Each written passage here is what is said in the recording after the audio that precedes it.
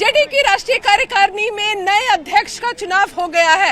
ललन सिंह ने अपने पद से इस्तीफा दिया। सूत्रों का ये कहना है कि शाम 5 बजे प्रेस कॉन्फ्रेंस के जरिए नीतीश कुमार को नए अध्यक्ष के बनाए जाने की घोषणा की जाएगी, लेकिन अभी तक आधिकारिक तौर पर नेता कुछ भी कहने से बच रहे हैं, क्योंकि मीडिया में अभी ब्रीफिंग नहीं हो रही है। सीधे तौर पर जो अटकलें लगाई जा रही थी वो सही साबित हुई और बिहार के मुख्यमंत्री नीतीश कुमार एक बार फिर जेडीयू के नए अध्यक्ष होंगे। इस बात की घोषणा शाम 5 बजे प्रेस कॉन्फ्रेंस के जरिए मीडिया को दी जाएगी। लेकिन इन तमाम घटनाक्रम के पीछे की कहानी क्या है?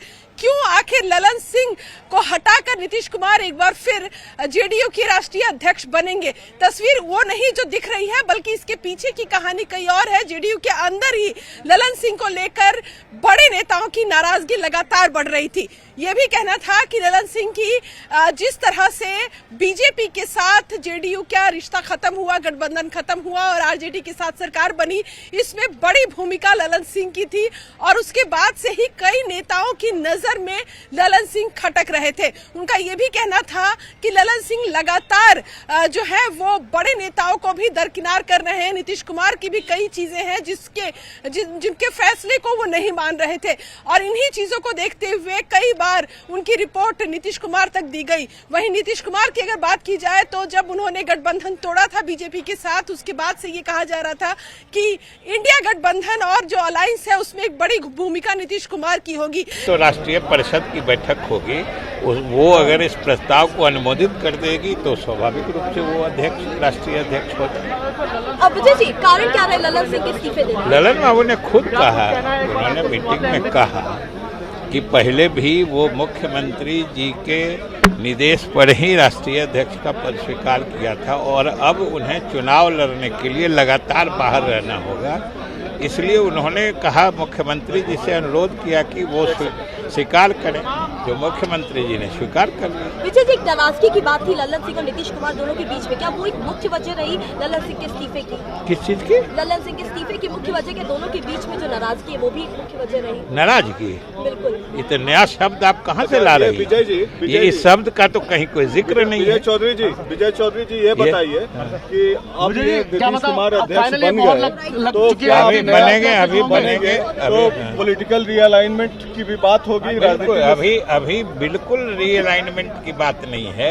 अभी सिर्फ जो हमारे राष्ट्रीय अध्यक्ष चुनाव लड़ने के कारण लगातार बाहर रहने वाले थे, इसलिए उन्होंने इच्छा जाहिर की कि इस बीच माननीय मुख्यमंत्री जी स्वयं अध्यक्ष का पद भी संभालें, जो मुख्यमंत्री जी ने स्वीकार कर लिया है। इसलिए फिर अभी तो हमारे पार्टी पर भी कोई असर, दोनों वरिष्ठ नेता हैं और जब राष्ट्रीय अध्यक्ष ललन बाबू थे तभी मुख्यमंत्री की प्रभावी भूमिका थी।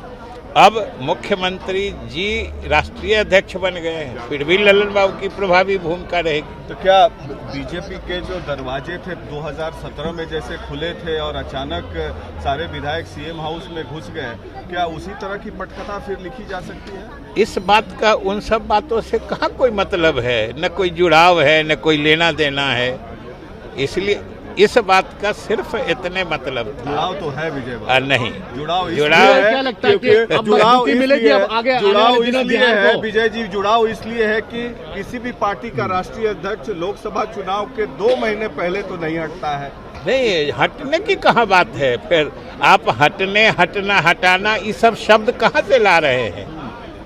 हमारे राष्ट्रीय अध्यक्ष ने कहा कि अब हम स्वयं चुनाव लड़ेंगे, इसलिए लगातार बाहर रहेंगे। इसलिए उन्होंने मुख्यमंत्री जी से अनुरोध किया, मुख्यमंत्री जी ने स्वीकार कर लिया है और हमने कहा कि दोनों पहले प्रभावी, दोनों की भूमिका होती थी, आगे भी रहेगी। कितनी बड़ी भूमिका मानते हैं अगर राष्ट्रीय अध्यक्ष नीतीश कुमार बनते हैं और उसके बाद जो सरकार आप लोग बिहार में चला रहे हैं उसको कितनी मजबूती मिलेगी? मजबूती ही है, उसमें फर्क क्या है? पहले एक नेता थे, अब वो राष्ट्रीय अध्यक्ष भी है। ललन बाबू पहले भी वरिष्ठ नेताओं में से थे, अभी भी वही उनकी भूमिका रहेगी। मेन वजह क्या मानते हैं ललन सिंह को राष्ट्रीय अध्यक्ष पद के जो छोड़ने की वजह? उनका चुनाव लड़ने जाना।